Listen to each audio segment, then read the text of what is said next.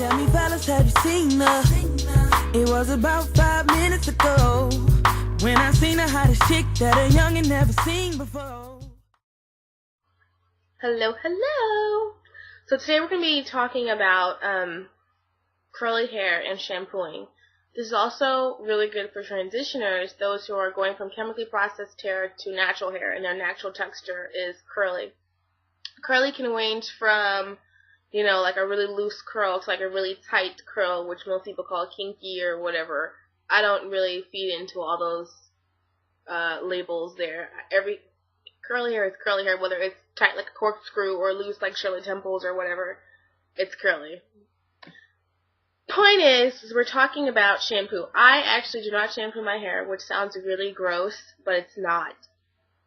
Now, with transitioning hair or curly hair in general, our hair tends to get really dry, very susceptible to dryness, and shampoo only further worsens the situation. Dryness with curly hair or even transitioning hair can cause frizz, which is with curly hair, it's like almost inevitable. Oh my god. Please explain to me why I can't speak today. But that's okay. We're just going to move on. We're moving along. Alright. It's really inevitable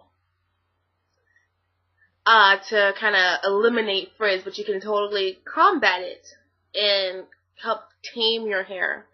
One is by starting to combat dryness, and to combat dryness, you really want to cut down on your wash days. When our hair is curly, so it's really not necessary to wash your hair every single day, like people with straight hair.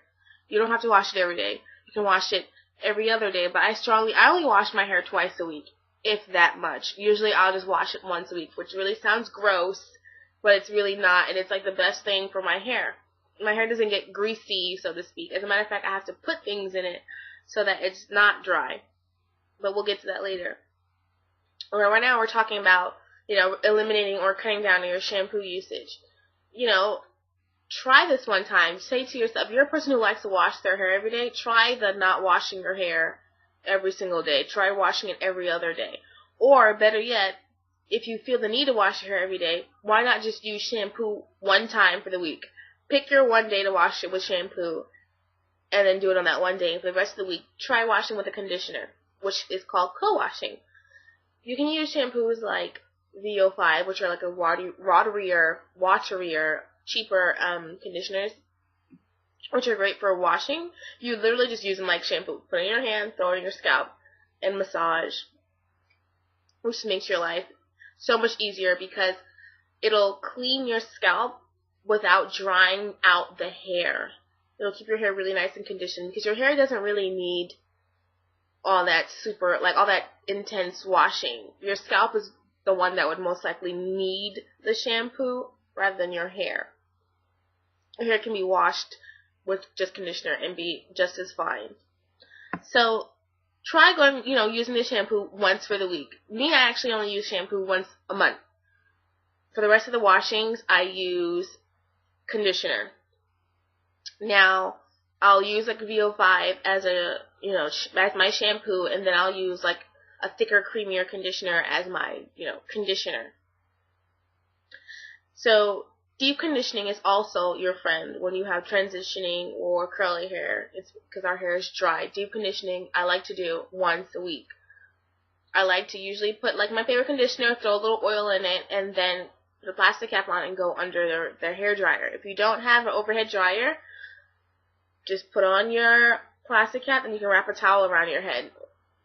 Works just as fine. It'll use your body heat. Another option is to get like a foil cap, which they sell at the beauty supply stores for like $2, and put that on top of your head, which will help kind of trap that body heat inside and also give you like a deep conditioner.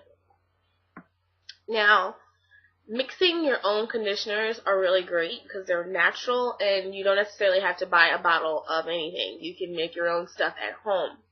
The problem with making your own stuff at home is that they will expire.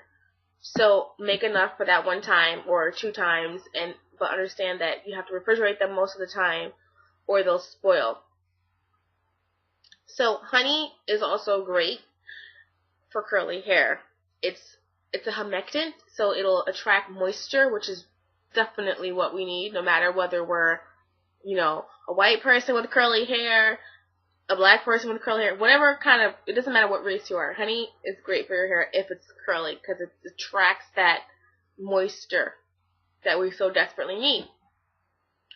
Now, the way you can use honey is by using it as a pre-poo, which is like a pre-shampoo. So the days that you actually do use your shampoo, if you must use your shampoo, I suggest doing a pre-shampoo, which is pretty much just some sort of moisturizing process before you go into the harsh chemicals. It kind of protects your hair from the shampoo.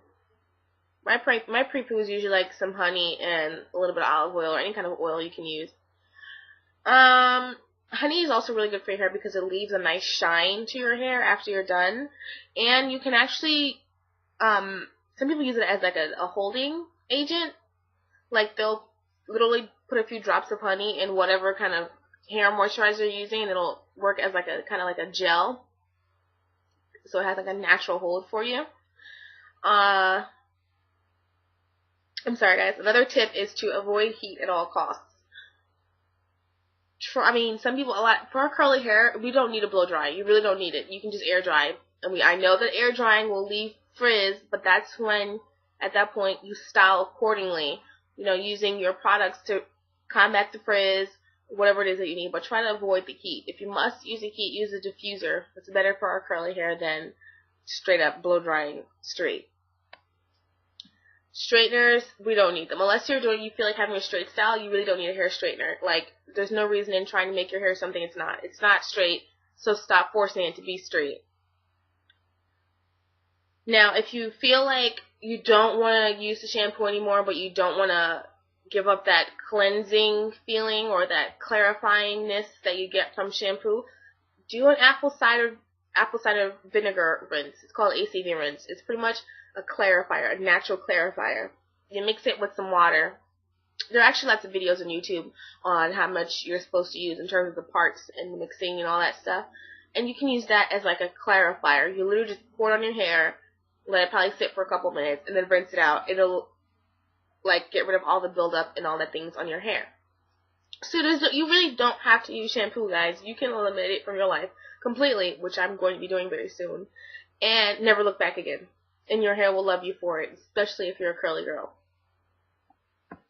Now, water is our best friend. I'm not going to lie. Your hair likes water. It's the best moisture you can give it. Spritz a little in your hair every day. Nobody's saying to drench your head. Get yourself a nice spray bottle and, like, spritz. And then you can seal with a little oil. Or not. Just spritz it. You know, it'll suck up that moisture that it so desperately needs.